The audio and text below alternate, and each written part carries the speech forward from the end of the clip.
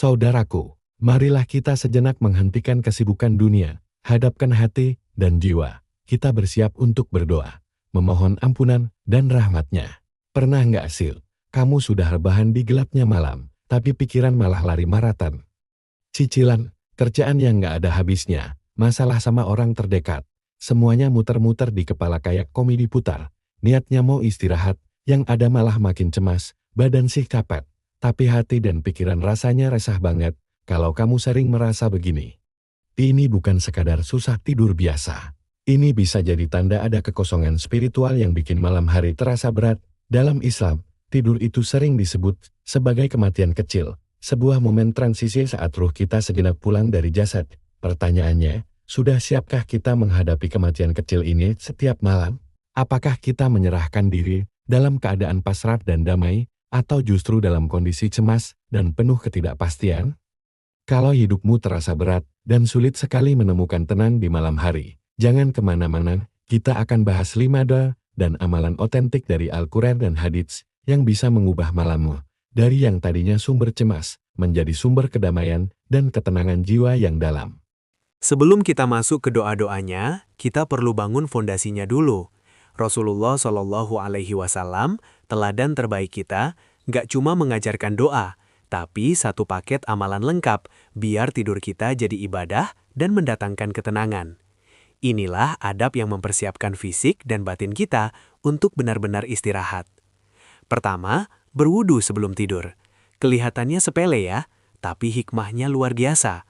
Rasulullah Shallallahu Alaihi Wasallam bersabda bahwa saat seseorang tidur dalam keadaan suci, seorang malaikat akan menemaninya di sisinya, memohonkan ampunan untuknya sepanjang malam sampai ia bangun. Bayangkan, kita tidur tapi ada malaikat yang mendoakan kita. Ini bukan cuma soal bersih-bersih fisik, tapi juga menyucikan batin biar hati lebih siap menghadap Allah. Kedua, membersihkan atau mengibaskan tempat tidur. Ini amalan yang sering banget kelewat. Padahal penting, Rasulullah mengajarkan kita untuk mengibaskan tempat tidur 3 kali dengan ujung kain sambil bilang bismillah. Secara logika, ini membersihkan dari debu atau kotoran. Tapi secara spiritual, ini adalah usaha kita memohon perlindungan dari apapun yang mungkin mengganggu, baik yang kelihatan maupun tidak. Ketiga, berbaring miring ke kanan. Posisi ini diyakini banyak ahli baik untuk jantung, karena posisinya tidak terbebani oleh organ tubuh lain. Dari sisi spiritual, ini adalah posisi yang dicontohkan langsung oleh Nabi kita. Ini adalah posisi kepasrahan, menunjukkan kerendahan hati seorang hamba di hadapan Tuhannya, siap untuk mati sejenak dan berserah diri sepenuhnya. Dengan 3 persiapan ini, berwudu, membersihkan kasur, dan berbaring ke kanan, kita sudah membangun benteng pertama. Kita ngasih sinyal ke diri sendiri bahwa kita memasuki waktu istirahat ini dengan kesadaran penuh, bukan kelalaian. Ini adalah langkah awal untuk mengubah tidur dari sekedar kebutuhan biologis menjadi sebuah ibadah yang penuh berkah. Setelah fondasi siap, kita masuk ke doa pertama. Ini adalah doa puncak kepasrahan seorang hamba. Kalimat penutup sebelum mata benar-benar terpejam. Bunyinya, Allahumma aslamtu nafsi ilaika, wa fawwattu amri ilaika, wa wajjahtu wajhi ilaika, wa alja'tu dhuhri ilaika, raghbatan wa rohbatan ilaika. La malja'a wa la manja minka illa ilaika. Amantu bi kitabikal ladzi anzalta, wa bi nabiyyikal ladzi arsalta. Artinya, ya Allah, aku menyerahkan diriku kepadamu. Aku serahkan semua urusanku kepadamu. Aku hadapkan wajahku kepadamu. Dan aku sandarkan punggungku kepadamu. Karena rasa cinta dan takut kepadamu. Tidak ada tempat berlindung dan menyelamatkan diri dari siksamu kecuali kepadamu. Aku beriman pada kitabmu yang engkau turunkan dan pada nabimu yang engkau utus. Coba kita renungkan dalamnya doa ini. Ini adalah deklarasi total. Aku serahkan diriku, urusanku, wajahku, punggungku kepadamu. Artinya, kita mengakui kita ini nggak punya daya apa-apa. Semua beban seharian, semua khawatir soal masa depan, semua sesal soal masa lalu, kita lepasin semuanya ke dalam genggaman Allah yang Maha Kuasa. Bagian rohbatan warohbatan, karena cinta dan takut, menunjukkan keseimbangan iman yang sempurna. Kita mendekat karena cinta pada rahmat-Nya, sekaligus takut akan azab-Nya. Keutamaan doa ini dahsyat. Rasulullah bersabda, siapa yang membaca ini sebagai kalimat terakhirnya lalu meninggal malam itu, maka ia meninggal di atas fitrah, Islam. Secara psikologis, doa ini seperti terapi paling ampuh buat cemas. Dengan melepaskan kendali dan menyerahkannya pada Yang Maha Mengatur, hati jadi lega dan pikiran jadi tenang. Rasanya seperti bilang, "Ya Allah, aku sudah berjuang semampuku hari ini. Sisanya, aku serahkan total padamu." Doa kedua ini mungkin yang paling kita kenal, yang diajarkan dari kecil. Tapi saking familiarnya, kita sering lupa maknanya yang dalam. Doa itu adalah, Bismika Allahumma amutu wa ahya. Artinya, dengan namamu ya Allah, aku mati dan aku hidup. Singkat, padat, tapi filosofinya luar biasa.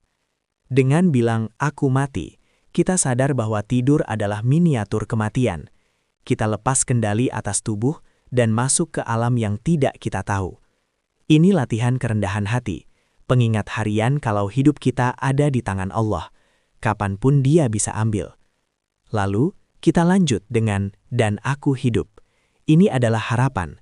Kita memohon dengan nama Allah agar Dia membangunkan kita lagi esok hari, agar kita dikasih kesempatan lagi untuk bernapas, beribadah, dan jadi lebih baik. Doa ini menempatkan kita di titik antara pasrah pada kematian dan harapan penuh untuk kehidupan.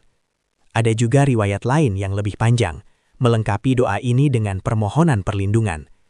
Bismika Rabbi wado'tu janbi, wabika arfa'uhu, in amsakta nafsi farhamha, wa in arsaltaha fahfadha, bima tahfadhu bihi ibadakas solihin. Artinya, dengan namamu wahai Tuhanku, aku baringkan tubuhku, dan dengan namamu pula aku akan mengangkatnya. Jika engkau menahan jiwaku, mematikanku, maka rahmatilah ia.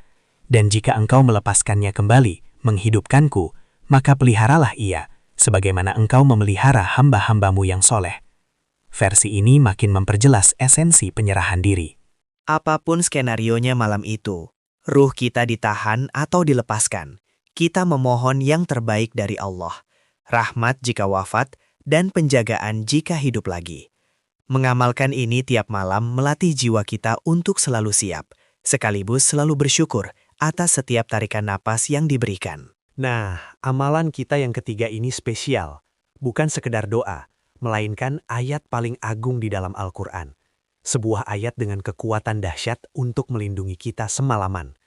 Amalan itu adalah membaca ayat kursi, surat Al-Baqarah ayat 255. Dalam hadis sahih, ada cerita tentang Abu Hurairah yang menangkap jelmaan setan pencuri sedekah. Setelah 3 kali tertangkap, setan itu memohon dilepaskan dan sebagai gantinya ia mengajar sebuah amalan. Ia berkata, jika engkau hendak tidur, bacalah ayat kursi, maka Allah akan senantiasa mengirimkan penjaga untukmu dan setan tidak akan mendekatimu sampai pagi. Saat kisah ini diceritakan ke Rasulullah, beliau membenarkannya. Ini jaminan langsung, bukan dari manusia, tapi dari makhluk goib itu sendiri yang diakui kebenarannya oleh Rasulullah SAW. Membaca ayat kursi sebelum tidur itu ibarat membangun benteng spiritual yang nggak bisa ditembus gangguan jin dan setan. Ketika kita membacanya dengan penghayatan, kita sedang memanggil dan mengakui keagungan Allah. Kita mengingatkan diri sendiri bahwa di tengah gelap malam, saat kita paling lemah dan tak berdaya, ada zat yang maha hidup, maha kuasa, dan tidak pernah tidur yang menjaga kita. Perasaan aman inilah yang mampu mengusir segala takut dan gelisah. Mimpi buruk, was-was, dan gangguan goib, insya Allah sirna berkat perlindungan ayat kursi. Amalan keempat ini adalah sebuah paket perlindungan lengkap yang diajarkan langsung oleh Rasulullah, yaitu Al-Mu'awwidzat. Ini adalah 3 surat terakhir dalam Al-Quran, Al-Ikhlas, Al-Falaq, dan An-Nas. Aisyah radhiyallahu anha meriwayatkan, setiap malam sebelum tidur, Rasulullah menangkupkan kedua telapak tangannya, meniupnya, lalu membaca ketiga surat ini. Setelah selesai, beliau mengusapkan kedua tangannya ke seluruh tubuh yang bisa dijangkau, mulai dari kepala, wajah, dan bagian depan. Beliau melakukannya 3 kali. Ritual ini punya makna yang dalam. Pertama, surat Al-Ikhlas, penegasan murni tentang keesaan Allah, Membacanya memurnikan tauhid kita.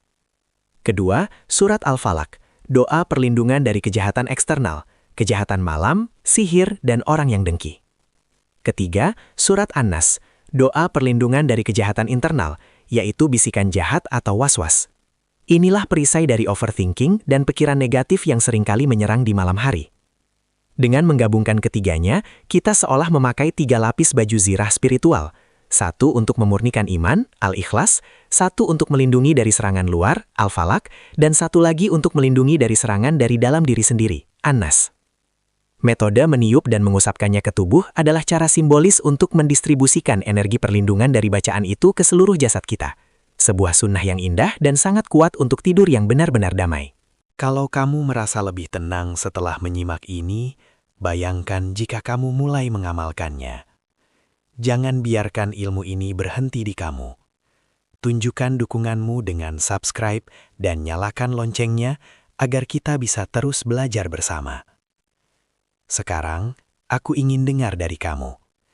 Dari 5 amalan tadi, mana yang paling menyentuh hatimu dan akan kamu coba mulai malam ini? Tulis niat baikmu di kolom komentar ya. Mari kita saling menyemangati untuk jadi lebih baik.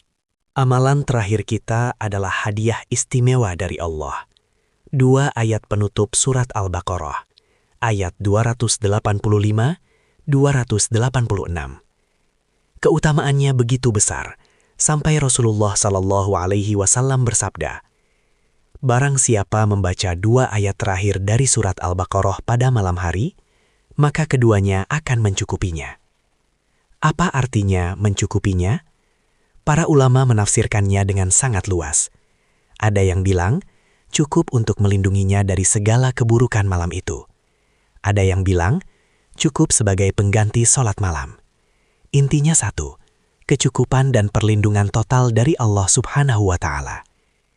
Ayat 285 adalah rekapitulasi iman kita sebelum menutup hari.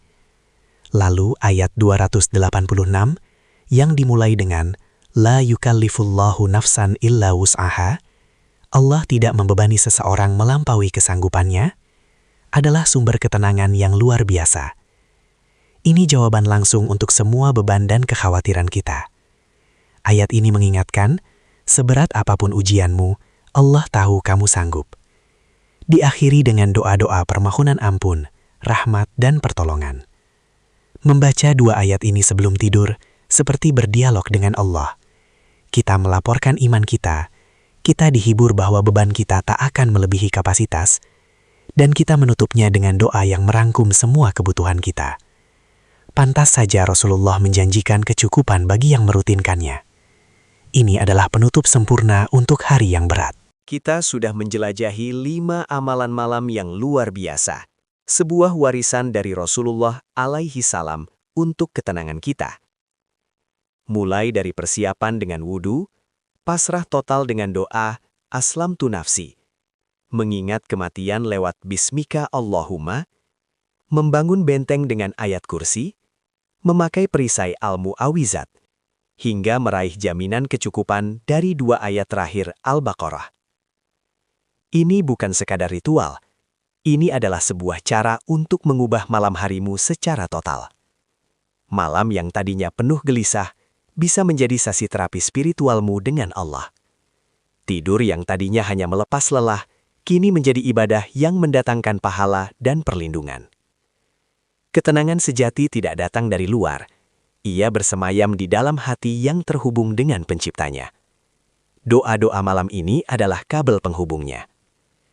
Mulailah malam ini. Jangan tunda. Pilih 1 atau 2 amalan yang paling mudah buatmu, dan berkomitmenlah. Rasakan perbedaannya. Rasakan beban di pundakmu perlahan terangkat, dan hatimu yang bergejolak mulai menemukan damainya. Insya Allah, malam-malammu tidak akan pernah sama lagi. Selamat beristirahat dalam naungan rahmat dan penjagaannya.